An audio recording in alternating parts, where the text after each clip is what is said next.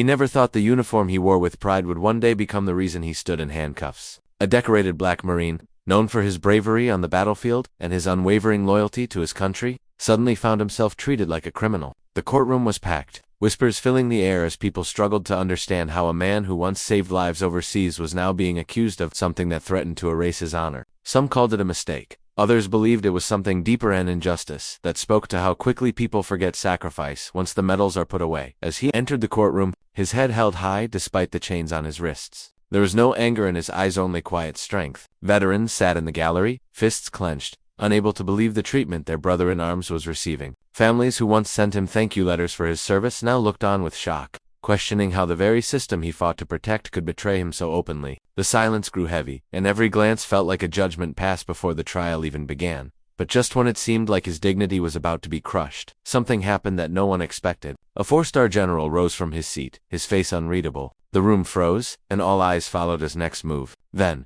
in front of the entire court, the general raised his hand in a crisp salute, and that changed everything. The salute sent a ripple through the courtroom. Some gasped, others whispered, but no one could ignore the weight of that single gesture. For a general to salute an accused man was unheard of. It wasn't just respected, it was a message. But what did it mean? Why would one of the highest-ranking officers in the military publicly honor someone the system now branded as guilty? The Marine stood silently, his back straight, as if the chains no longer existed. His service record was legendary. He had led missions that saved entire platoons, braved enemy fire when others would have fallen back, and carried wounded brothers to safety when the battlefield was chaos. Yet despite all his medals and commendations, today he was facing charges that threatened to strip everything away.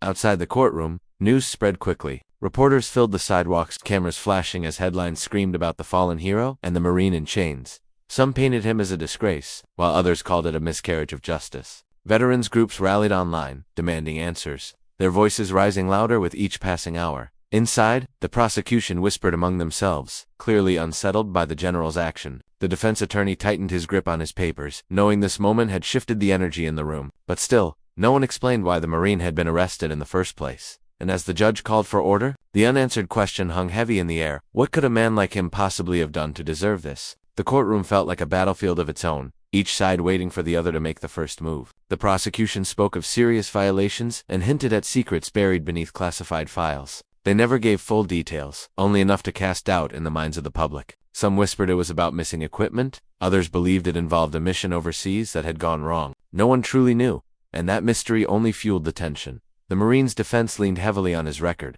They painted him as a man who had served beyond expectation, someone who had risked his own life countless times without hesitation. They reminded the court that this was a soldier who carried the weight of entire missions on his shoulders, a man trusted by generals and respected by his peers. Yet now, he stood alone, accused of betrayal by the very institution he defended.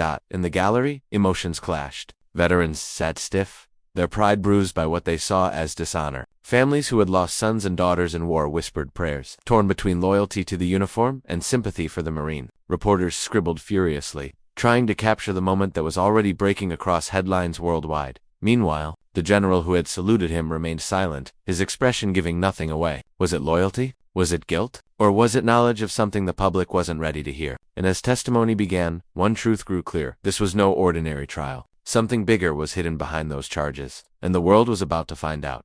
The air inside the courtroom grew heavier with every passing minute. Witness after witness took the stand, each adding another layer to the mystery. Some spoke of missions that had gone off record, moments never documented but whispered about in military circles. Others hinted at decisions made under fire, choices where one life was weighed against many. Each word pulled the Marine deeper into a shadowy web of secrets, leaving the public to wonder, was he a hero who had been sacrificed, or a soldier who had crossed the line? The prosecution leaned hard into doubt. They showed grainy photos, fragments of reports, and pieces of testimony that seemed to suggest the Marine had broken orders. Yet every time they tried to paint him as reckless, the defense countered with stories of the lives he saved, of soldiers who owed their survival to his courage. It became a battle of narratives, truth clashing against half-truths, with the Marine standing silent, his jaw set, refusing to break. Outside the courthouse, the crowd had grown massive. Protesters shouted for justice, holding signs with his name. News outlets broadcast live, their commentators speculating on whether this trial was about the man, or about something much larger: power, and the weight of decisions made in war.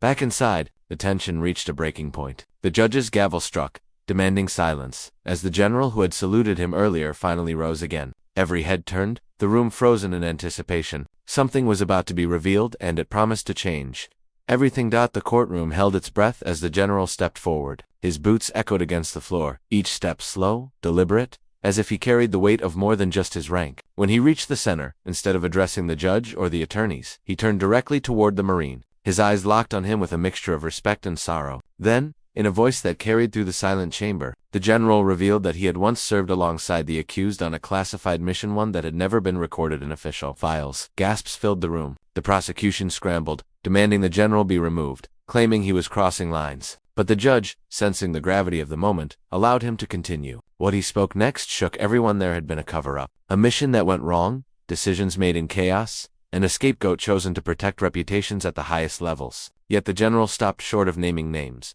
leaving the truth dangling just out of reach. The defense seized on the revelation, pressing for details, while the prosecution grew visibly rattled. The spectators leaned forward, sensing the trial was no longer just about one Marine, but about the integrity of the military system itself. Outside, news of the general's testimony spread like wildfire. Crowds swelled, demanding transparency. Inside, the Marine's face remained calm, but for the first time, a flicker of hope passed through his eyes. The stakes had just escalated, and the world was watching to see what would break next. The tension cracked wide open as the general finally spoke the words everyone had been waiting for. He admitted that the Marine had disobeyed orders during the mission, but only because those orders would have cost dozens of American lives. Instead of retreating, he pushed forward, rescuing an entire unit trapped behind enemy lines. His actions saved soldiers who otherwise would have never made it home. Yet his defiance embarrassed higher officials who had already signed off on the failed operation. To protect their careers, they buried the truth and placed the blame on him. The courtroom erupted. Veterans stood, some with tears in their eyes, shouting in support of the Marine. The prosecution tried to object, but the damage was done. The general presented sealed documents, long hidden, now brought to light. With undeniable evidence laid bare,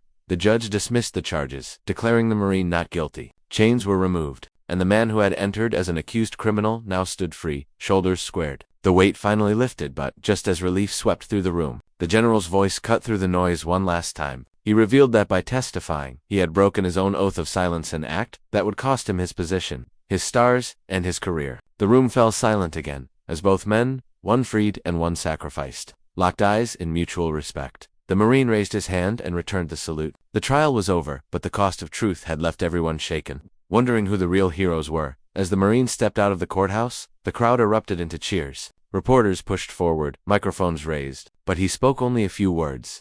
"I did what I had to do." His voice carried the weight of a man who had fought battles both on the field and within a system that tried to silence him. Families of soldiers he had saved came forward, some in tears, thanking him not just for his service, but for his courage to stand firm when the truth was hidden. The general walked behind him, no longer wearing the expression of a man in command, but of someone who had accepted the cost of his choice. His career would end, but his honor remained untouchable. Veterans in the crowd saluted him to